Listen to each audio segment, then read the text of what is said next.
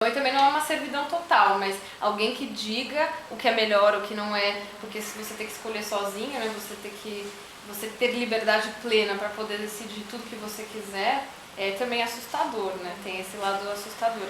Então, no caso de uma ditadura, você luta muito, eu interpreto assim, né, que você luta contra essa falta de liberdade, que você sente muito mais a fundo quais são os efeitos dela, né? Mas no dia a dia hoje, né, no dia a dia a gente não sabe muito bem, né, quando a gente tem que lutar contra uma imposição ou não, então tem um pouco isso.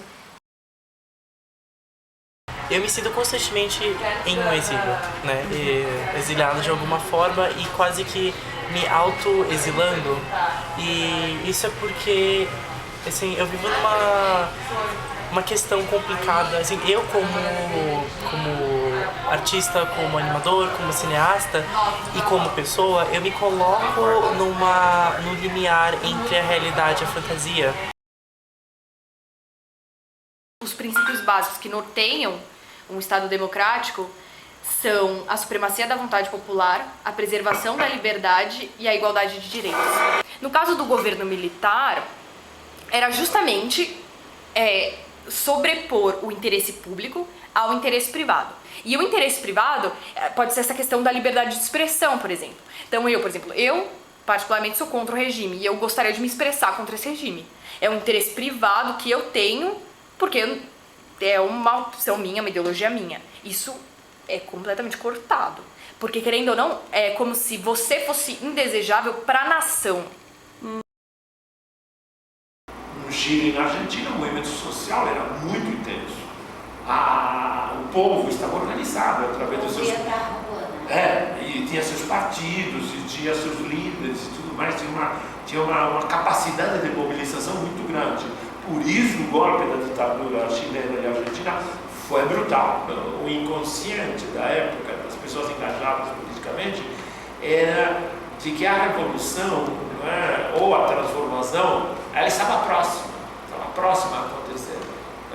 A utopia da revolução estava muito próxima. Então, os jovens, ou seja, a classe média, os trabalhadores e tudo mais, vão se engajar nesse sonho, nesse ideal de transformação. A identidade é a nossa essência, é tudo que a gente tem. Identidade. Às vezes você tem, por tantos anos, de repente você até perde. Sobre aquele sentimento que é intrínseco, aquele desejo, aquela coisa que tem na gente, que é próprio de cada um. Eu acho que o exílio prejudica essa parte de cada um ser o que é, demonstrar o que ele gosta de fazer, como ele gosta de fazer. É isso. Nós, os exilados, somos gente triste, propensos a imaginar coisas que nunca acontecem, lembrar fatos que nunca ocorreram. Até que um dia, a morte nos surpreende num país estrangeiro, do qual lembramos apenas que tinha um homem que tocava um piano